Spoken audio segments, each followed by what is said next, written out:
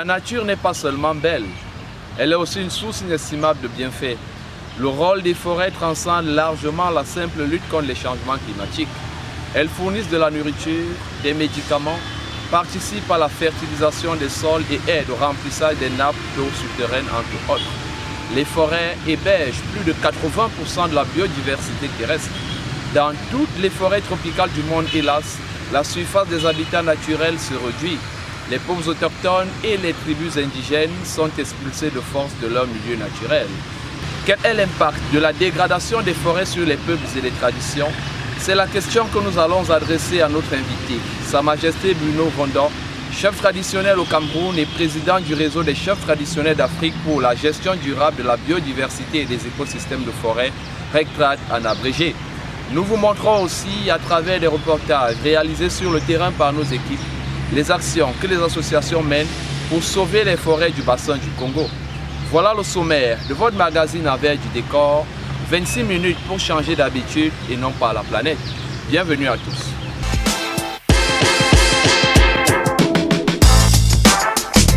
Sa Majesté Bruno Vondo, bonjour. Bonjour.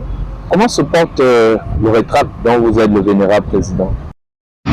Je suis le président, peut-être pas vénérable président, mais le président choisi par ses pairs pour être à la tête de ce réseau en réalité qui est celui des autorités traditionnelles du bassin de Congo, d'Afrique, pour la gestion durable de la biodiversité et des écosystèmes de forêt. Que dire sur son état de santé? Le RECTRAD se porte comme la chefferie traditionnelle, c'est-à-dire bien dans sa peau, en tant que gardien des institutions, en tant que gardien de la tradition au niveau local. Mais elle se porte très mal en tant que gardien de la nature, parce que le RECTRAD, à travers ses membres, on sent que nous sommes en train de perdre quelque chose d'essentiel. Cette chose sans laquelle on ne sera plus chef traditionnel, parce qu'on ne pourra plus implémenter nos rites et nos rituels. On ne pourra plus garder ce qu'on a de plus cher, c'est-à-dire nos us et coutumes, nos traditions. Très bien, on aura l'occasion d'en parler largement. Je propose que nous prenions une halte dans ce programme pour suivre ce compte rendu de Yolande Ouniobe. Elle a pris part au lancement du plaidoyer des membres du réseau des chefs traditionnels d'Afrique pour la gestion durable de la biodiversité et des écosystèmes de forêt sur la protection de leur biotope. Regardons plutôt.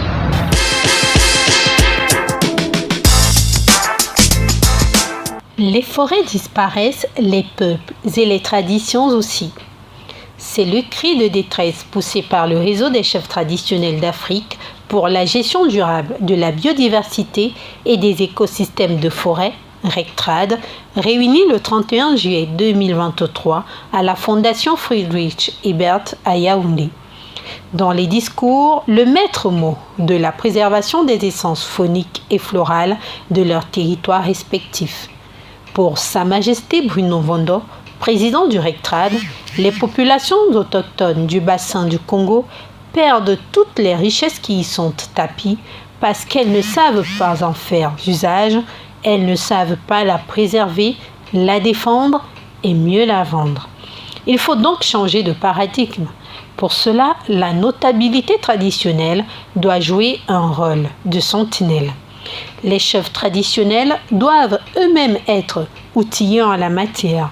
Ils peuvent à cet effet compter sur l'accompagnement des partenaires techniques tels que la Fondation Friedrich Ebert et le Centre international de recherche et de documentation sur les traditions et les langues africaines, CERDOTOLA. Pour nous, les chefs sont les acteurs principaux dans la lutte contre la déforestation.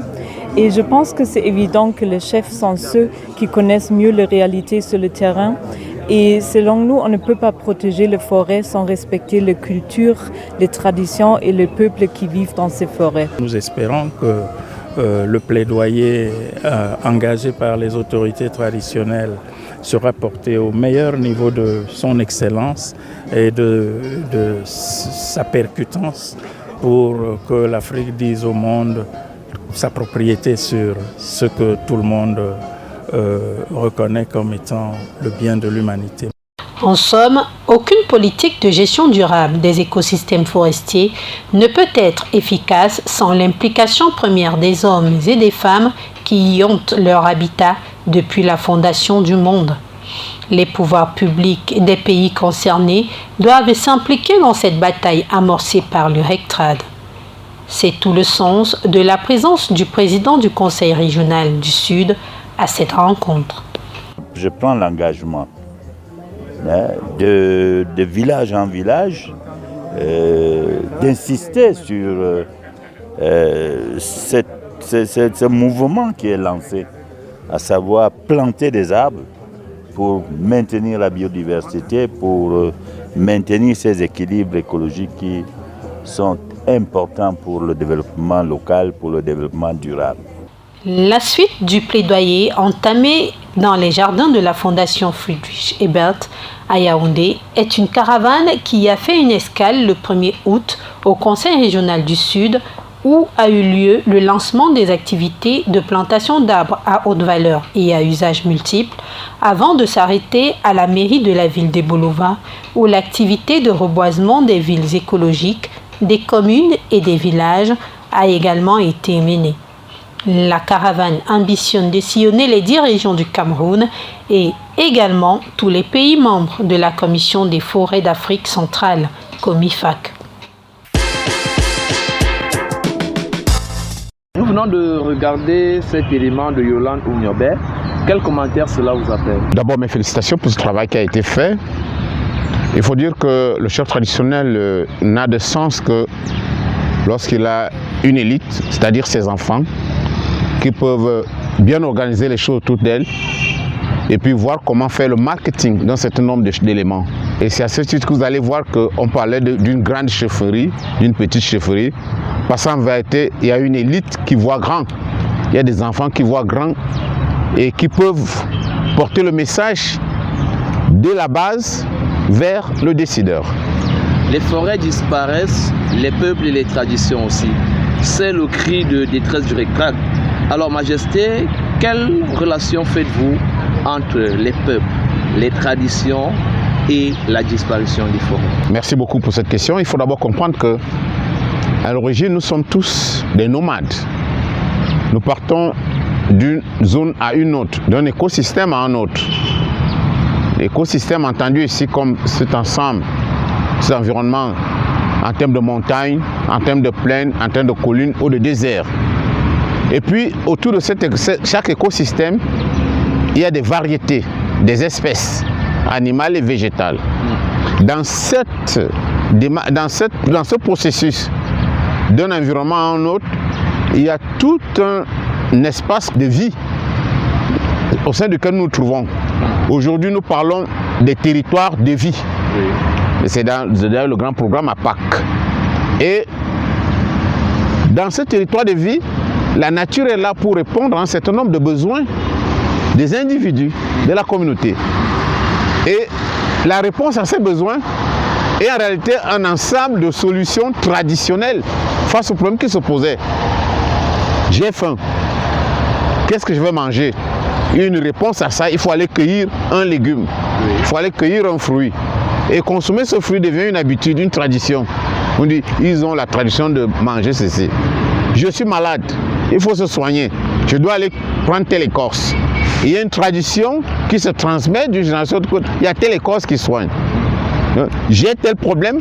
Et maintenant, en termes de spiritualité, qui nous a créés? Il faut s'élever vers lui. Il faut partir d'un environnement pour le créer. Ça peut être une grotte, ça peut être une montagne, ça peut être un arbre, ça peut être pour nous mettre en connexion avec celui-là qui nous a créés, passant par nos ancêtres. Vous voyez donc que la nature joue un rôle avec la famille, avec le clan, avec la communauté, avec le village et partant les peuples. Et si cette nature donc est aujourd'hui en voie de disparition dans ses éléments essentiels, faune, flore, écosystème, vous comprenez donc immédiatement, je ne pourrai plus exprimer ma spiritualité. L'Iboka va disparaître, le Singan va disparaître. À partir de quel arbre vais-je le faire en plus? Je ne pourrai plus exprimer ma tradition en termes d'alimentation. Je ne pourrai plus consommer la menthe sauvage. Je ne pourrai plus consommer l'huile de moabi. Je ne pourrai plus faire la beauté telle que cela se doit. C'est-à-dire prendre la poudre du padouk par exemple pour m'embaumer à voir et d'autres cosmétiques qu'il y a. Je ne pourrai plus me vêtir en obaume. L'habit que je porte avec moi est fait de bois. C'est le bois qui le produit. Oui. Et si jamais il n'y a plus ce bois, en dôme et bien d'autres, je ne pourrai plus avoir ce tissu traditionnel que j'ai en moi. Donc vous comprenez qu'à partir de là, il y a tout un pan de la vie qui disparaît. D'abord l'éducation. Je vais éduquer mes enfants à partir de quoi? Je vais croire en Dieu et exercer ma spiritualité avec quoi? Alors, jusqu'où espérez-vous, Majesté, que ce cri de détresse du réparti soit entendu? Jusqu'au décideur, oui. Pour une décision. Oui. Et quelle décision attendez-vous? Renverser la situation. C'est-à-dire que la tendance qu'on a aujourd'hui à détruire aille plutôt vers une tendance à restaurer. Oui. Vous comprenez très bien. Aujourd'hui, on peut, avec plus d'une stratégie, voir comment restaurer les paysages qu'on n'en a plus. On peut avoir, à partir de plus d'un comportement, d'une attitude, remettre l'écosystème en place tel qu'il existait. On peut, en revenant sur les anciennes valeurs et les traditions, et même les méthodes traditionnelles de conservation, c'est pour ça qu'on parle des autres mesures de conservation. Très bien. Alors, plus de 100 pays se sont engagés lors de la COP16 à Glasgow en Écosse, c'était en 2000, à atténuer les dommages causés aux forêts. Le cap est fixé à l'horizon 2030. Est-ce que vous y croyez? Un chef traditionnel est toujours optimiste. Et ce, par rapport à ses enfants. Si nos enfants se sont projetés de cette manière, nous avons tout intérêt à y croire et à mettre nos tensions pour que cela soit réalisé. Et à ce titre, nous avons fait le premier pas en tant que chef traditionnel, à savoir réunir nos collègues pour leur dire, avant de nous adresser aux décideurs, commençons par nous-mêmes. Oui. Notre plaidoyer, comme vous l'avez vu, s'adresse d'abord aux collègues chefs traditionnels, à la notabilité coutumière, aux familles royales, à savoir, nous devons à notre niveau élaborer des stratégies et mener des actions de telle manière que nous puissions garder notre environnement tel qu'il était, le restaurer tel qu'il se devrait d'être et l'entretenir au quotidien. Prenons le pôle de l'actualité verte d'ici et d'ailleurs. Planète Horizon porte la griffe d'André-Marie Ndiga. The Story of Plastic, le thème de la soirée cinéma du 28 juillet 2023 au Mboa Hub, est organisé dans l'optique d'une plus grande sensibilisation sur les dangers que représentent les matières plastiques pour l'environnement. Cette initiative de Greenpeace Afrique est un plaidoyer sur la nécessité de trouver des solutions plus efficaces que celles actuelles. Marie Ngombok, la coordonnatrice des volontaires de Greenpeace Afrique au Cameroun, a notamment déclaré que la destruction du plastique devrait avoir lieu à la base, au moment de sa production. Des propos approuvés par l'analyste politique Ebanacom, qui a déploré pour sa part le peu d'intérêt que cette question suscite auprès des pouvoirs publics camerounais. Coup double pour le secrétariat pour l'évaluation environnementale en Afrique centrale, SEEAC. Dans son agenda du mois de septembre, l'instance sous-régionale organise du 27 au 28 à Brazzaville une formation régionale de l'UNESCO. Cet événement auquel s'associe la commission néerlandaise pour l'évaluation environnementale et qui est placé sous le thème « Réussir l'étude d'impact environnemental et social des projets d'infrastructure » sera suivi le 29 du même mois par la 14e édition d'un séminaire international sous le thème « Consolider l'intégration des enjeux environnementaux et sociaux dans le développement en Afrique centrale, évaluation environnementale et développement durable ». Ce rendez-vous, qui se tiendra également dans la capitale de la République du Congo, sera co-organisé avec l'Association congolaise pour l'évaluation environnementale, ACEE. Eau et assainissement, rôle des acteurs du développement local.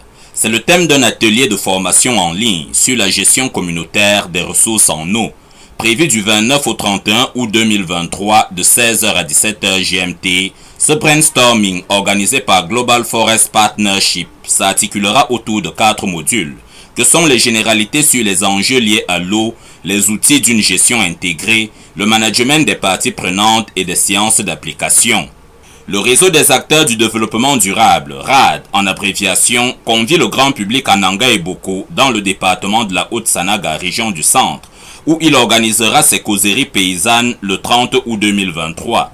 Il sera question de débattre sur les systèmes financiers paysans et leur utilité en tant que levier de la souveraineté sémencière et alimentaire au Cameroun. Au menu, exposés thématiques, échanges, travaux en atelier, mini-exposition, vente des semences paysannes, entre autres.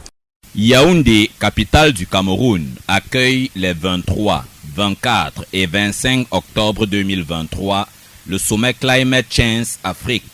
L'événement, placé sous l'égide du ministère de l'Habitat et du Développement urbain, recevra un peu plus de 1500 acteurs africains de la communauté climat, constitués entre autres de personnalités de haut rang, experts, acteurs de terrain, représentants des gouvernements et autres organisations non gouvernementales. Au programme de ces 3 jours de sommet, des débats, ateliers, conférences, moments de networking, des rencontres B2B. Habiter l'Afrique de manière durable et inclusive, tel est le thème de l'édition 2023 de ce sommet qui s'inscrit dans l'agenda climat international et qui sera ponctué par un document, la déclaration de Yaoundé, qui sera portée à la COP28 cette année, ainsi qu'au 12e Forum urbain mondial en 2024. Le Cameroun abrite du 23 au 25 octobre prochain le Forum Climate Change Africa 2023. Un mot sur cet événement à venir.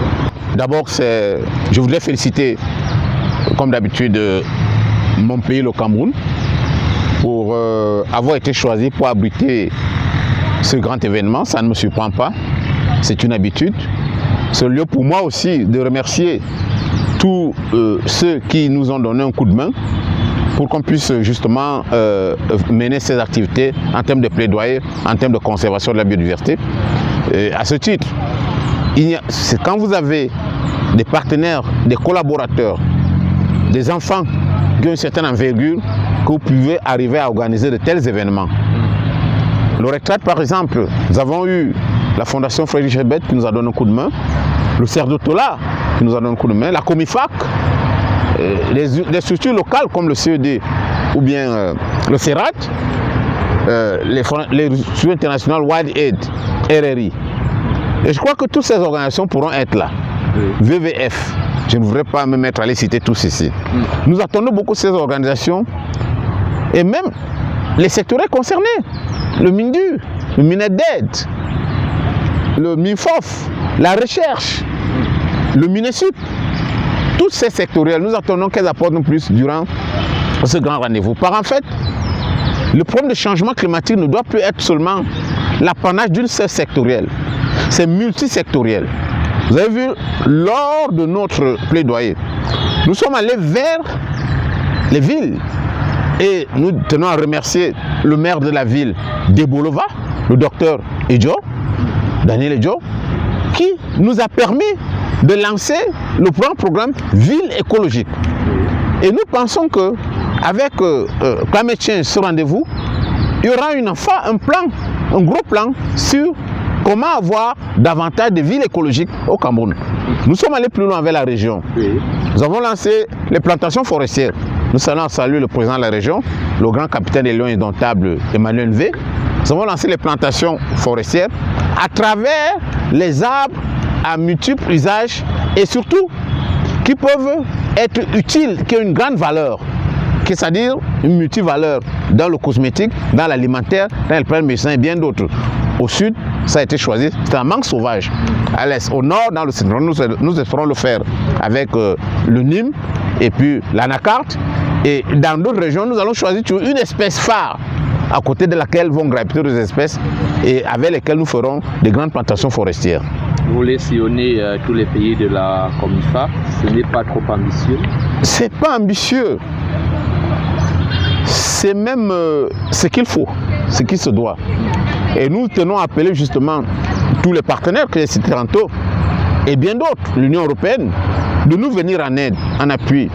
L'École nationale des eaux et forêts de Malmayo, elle est déjà là pour nous aider à faire des plans, ainsi que l'ANAFOR, avec lequel nous voulons mettre sur pied un grand dispositif, et l'ICRAF, Mais nous attendons que tous les autres puissent nous apporter un coup de main, puis qu'en fait cela se réalise tant au Cameroun et dans l'espace Comifac.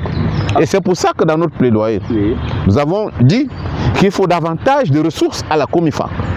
Parce que si la Comifac a de la ressource, immédiatement les réseaux comme celui des chefs traditionnels, celui des femmes, celui des jeunes, celui des parlementaires, des communes, pourront avoir de la ressource pour implémenter de telles actions efficacement. Quelle est justement la place, quel est le rôle de l'autorité, de la notabilité traditionnelle que vous incarnez dans ce processus de préservation des forêts? Est-ce que quand le chef parle, l'élite qui a la décision entend plus vite et la population qui a des actions, j'ai envie de dire, régaliennes à mener pour préserver cet environnement-là, entend mieux le message et se met rapidement à l'action? De manière concrète, quel est le rôle de l'autorité traditionnelle que vous incarnez dans ce processus? Nous avons des méthodes traditionnelles pour préserver la forêt. C'est ça, par exemple, vous voyez, il y a des forêts sacrées. C'est une méthode. Il y a des lieux sacrés. C'est une méthode. Il y a des systèmes, des pratiques traditionnelles qui préservent la biodiversité. Je vous ai parlé tantôt des autres mesures efficaces pour la conservation, les AMEC. Et nous avons un grand concept aujourd'hui qui part depuis la COP qui s'est tenue, la COP 15 à Kunming, Montréal, où nous parlons non seulement des AMEC, mais des territoires de vie, les APAC. C'est-à-dire, en fait, on s'est rendu compte que de plus en plus aujourd'hui, on comprend qu'il ne faut pas parler d'espace, il faut parler des territoires de vie d'une communauté, parce qu'un village qui est dans la forêt a une manière de vivre qui préserve tout cet espace de vie. Et il y a des pratiques qu'il faut valoriser. On ne peut pas choisir un seul... Non. Et puis il y a des éléments dans cette nature, dans cet environnement qu'il faut savoir préserver aujourd'hui. C'est dire que nous autres chefs traditionnels, nous sommes convaincus que avec le dispositif qui est mis en place, tout est possible et dans le bon sens. Nous voulons seulement que de plus en plus, nous soyons tous engagés. Car en fait, le chef traditionnel est là pour sonner le tocsin, 1. 2, pour veiller à ce que cela soit bien fait.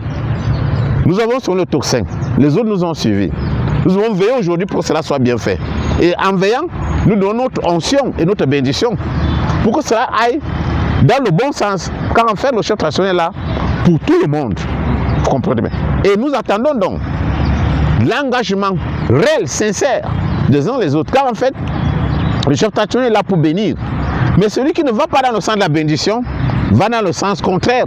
À cela, je ne voudrais pas le dire ici, à haute voix. L'association Climate Change Task Force Cameroun, CCTF, organise dans la perspective de la 24e journée internationale de la jeunesse une activité de reboisement au CETIC de Lamordé à Guidère. D'autres précisions dans ce récit de Tato Kamdon.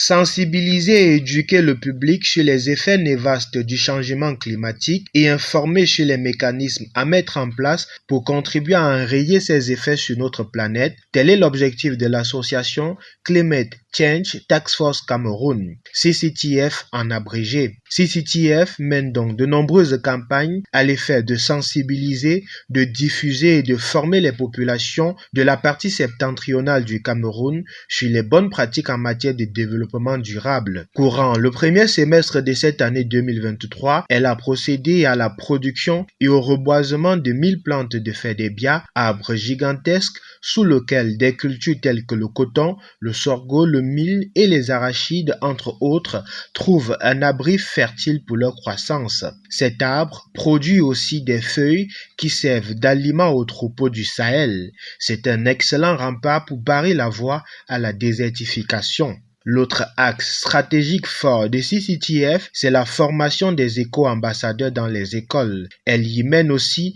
de nombreuses activités de reboisement. À l'occasion de la 24e édition de la Journée internationale de la jeunesse, l'association CCTF s'est déployée au CETIC de Lombardie à Guidère. En plus des opérations de reboisement, elle a tenu une conférence sous le thème « Compétences vertes pour les jeunes vers un monde durable ». Bien plus qu'un simple slogan, le maître mot de l'association Climate Change Task Force Cameroun, à savoir « Le changement climatique nous affecte tous », en plantant un arbre, mesure où nous contribuons à la réduction des impacts du changement climatique dans le monde se pose comme une réalité implacable. Toutefois, il convient de noter que les forêts naturelles et les forêts plantées ne sont pas équivalentes. Les experts de Greenpeace France indiquent clairement que la plupart des zones plantées ont un stock de carbone et des taux de séquestration beaucoup plus faibles que les forêts naturelles. Le reboisement ne doit en aucun cas légitimer la déforestation. Un dernier mot, Majesté. D'abord, mes félicitations. Si. Beaucoup de bénédictions au travail qui est en train de faire, ça veut dire envers du décor. C'est formidable. J'aime bien l'image. En fait, pour vous faire comprendre que qui restaure la nature arrache les bénédictions. Car c'est la nature qui fait de nous ce que nous sommes. Et chacun de nous doit apprendre à être écologique. Car si le Créateur nous a créés au même moment que toute cette nature, il ne nous a pas dit de venir détruire les autres natures pendant que nous on veut exister. Nous devons trouver des liens de convergence entre cette nature et nous. Voir comment mettre cette nature au service de la communauté sans la détruire. Que la nature serve tout le monde, y compris les humains. Merci à vous de nous avoir regardés. Un merci spécial à nos équipes techniques et éditoriales. Coordonné par Arsène Mezan, toujours au vert pour les besoins de la cause. N'oubliez pas notre credo. Changez d'habitude et non pas la planète. Récitez-le, mettez-le surtout en pratique. Salut.